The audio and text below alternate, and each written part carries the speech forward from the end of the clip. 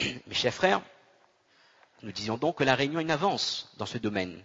C'est entre autres par rapport au fait que chaque personne à la Réunion, quelles que soient ses confessions, qu'on soit musulman, chrétien, catholique, hindou, malbar, bouddhiste ou autre, chaque individu a toujours eu la possibilité de pratiquer sa religion librement, sans qu'il n'y ait d'interdit.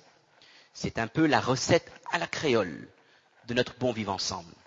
Et pour que cet équilibre parfait perdure de le temps, et que nous, Réunionnais, notre situation à la Réunion reste un exemple pour les autres îles, pour la métropole, il ne faut surtout pas changer cette recette magique, à coup de décret ou à coup de loi, qui frustrerait des populations. Mes chers frères, nous avons une avance de la cohabitation des religions à la Réunion, mais tout n'est pas rose. Nous avons en contrepartie un grave problème de société à la Réunion, la maltraitance des femmes. Il faut en parler, mes chers frères. Le nombre de cas de femmes battues à la Réunion dépasse les statistiques en métropole et en Europe. Il y a un réel problème de la société. Et nous devons en trouver les raisons pour essayer d'apporter les solutions. Et nous ne parlons même pas de ces pauvres femmes qui se font lâchement assassiner, tuer par des ex, par des conjoints, jaloux ou frustrés d'une séparation. Mes chers frères, même s'il n'y avait qu'un seul cas de femmes battues ou qu'un seul cas de femmes assassinées à la Réunion par an, ce serait déjà un cas de trop. Mes chers frères, comment est-ce qu'un homme peut frapper une femme? Comment un boug peut taper son femme? Il n'est pas possible. Allah dit dans le Coran, وَعَاشِرُوهُنَّ بِالْمَعْرُوفِ, et comportez-vous convenablement envers elles. Ce problème, mes chers frères, les politiciens doivent s'investir.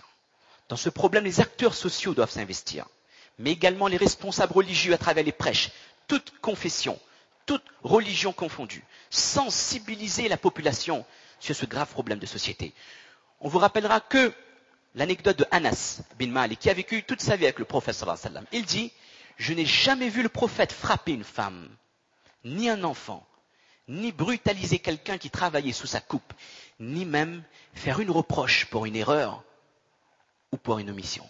Mes chers frères, si nous, en tant que musulmans, nous prétendons vouloir faire revivre le modèle prophétique de notre vie, on peut se poser la question, quel intérêt d'être régulier à la mosquée, dans les premiers rangs, d'avoir de beaux habits, rallonger sa barbe, mais si en contrepartie, dans notre relation avec notre femme à la maison, on ne sait pas faire revivre le modèle prophétique.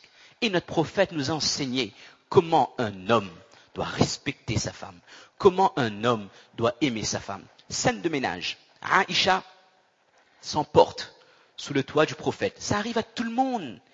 Les scènes de ménage, ça fait partie des choses de la vie. De la gestion des conflits, c'est là qu'on distingue celui qui a la foi.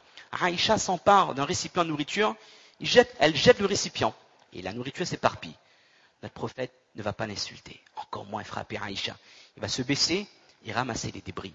Il a reconnu la faiblesse, l'accès de colère de Aïcha, et il laissera à Aïcha le temps de réfléchir sur ce qu'elle a fait et de revenir. C'est merveilleux, mes chers frères. Cet exemple que le prophète nous a donné, c'est exceptionnel. Dans l'islam, un père n'a pas le droit de marier sa fille sans son consentement. Une femme a le droit de demander le divorce si elle se sent lésée. Le qadi, ou le mufti comme on veut l'appeler, il est en droit de dissoudre les liens du mariage si la vie de cette femme est en danger. On ne frappe pas une femme de l'islam. La beauté physique n'est pas le seul critère de sélection chez une femme. Dans notre société, il faut être clair, celle qui est courte, bien portante, la démarche lourde et vacillante, aura moins de chance dans la vie que celle qui obéit aux exigences discriminatoires des concours de beauté. On fait le tri de la jante féminine. Est-ce normal? Est-ce là le respect pour la femme? Notre prophète sallallahu alayhi wa sallam s'est marié avec une femme pauvre, d'origine modeste, plus âgée que lui. Elle avait 50 ans. Mais cette femme avait le cœur rempli d'amour pour Dieu. Elle était soumise à Allah. Et notre prophète a regardé sa foi avant de regarder sa beauté physique. Et dernier point, mes chers frères, sachons rester fermes dans notre pratique après le Ramadan. Le monde dans lequel nous vivons est un monde éphémère, trompeur par ses paillettes, ses jeux de lumière. Mes chers frères, cette société qui est inondée par la mondialisation nous inculque des valeurs qui ne sont ni les valeurs de l'islam, ni les valeurs des Réunionnais, les créoles longtemps.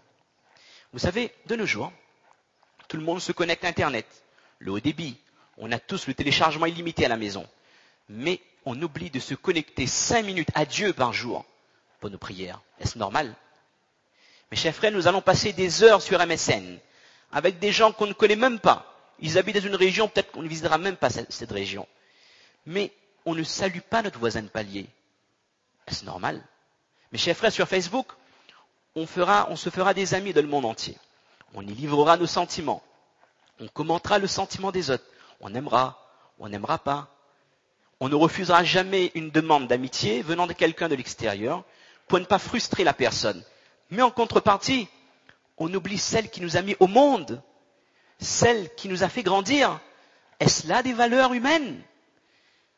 Nous allons voir à la télé des spots publicitaires pour les énergies renouvelables, pour que les vacanciers n'abandonnent plus leurs animaux de compagnie. Mais mes chers frères, ces enfants, ces adolescents qui abandonnent leurs parents lâchement dans des maisons de retraite lorsqu'ils deviennent âgés, vous pensez que ce sont là les vraies valeurs de la société? Je vous assure, à travers ces valeurs envahies par la mondialisation, ni les créoles longtemps, ni le CAF, ni les arabes, ni le malbar, personne ne se reconnaît à travers ces valeurs. Drôle de société. Ce sont là des valeurs individualistes où c'est l'émancipation de soi, la réussite professionnelle qui est privilégiée aux dépens des valeurs humaines.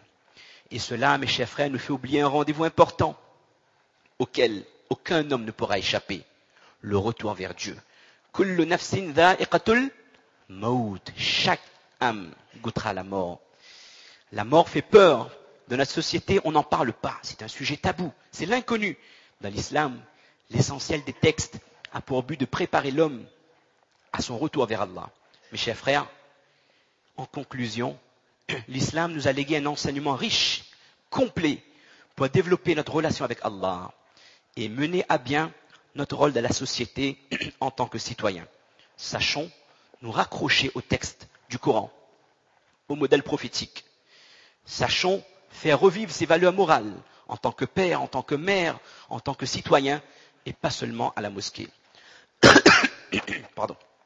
Oh Allah, en ce jour béni de Eid al-Fitr, nous vous demandons d'accepter notre Ramadan, d'accepter nos prières, nos efforts, nos invocations. Ya Sami' ad-Du'a.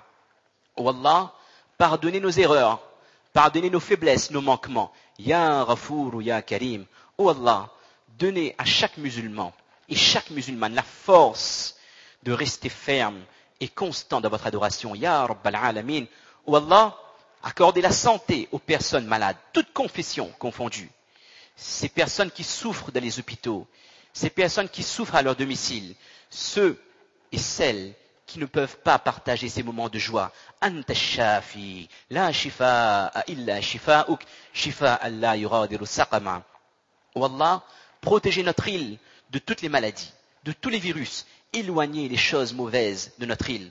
Oh Allah, nous vous demandons, en ce jour béni, de renforcer l'entente, la mahabba, la mawadda dans les couples, dans les familles, dans les relations entre générations et surtout entre parents et adolescents, Ya Wadoud ou Ya Rahim, et renforcer l'amitié entre les différentes communautés qui cohabitent à La Réunion et d'une manière générale les différentes populations dans le monde, à La Réunion, dans les dom-toms, à la métropole.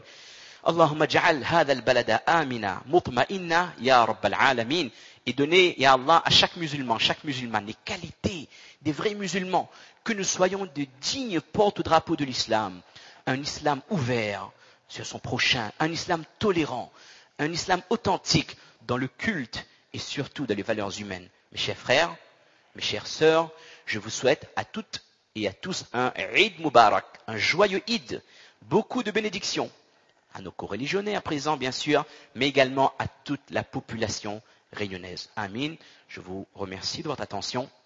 وما توفيقي إلا بالله سبحان ربك رب العزة عما يصفون وسلام على المرسلين وآخر دعوانا أن الحمد لله رب العالمين. Et maintenant, nous allons laisser la place à Mouli Mohamed Bagat qui va officier donc la prière de Eid.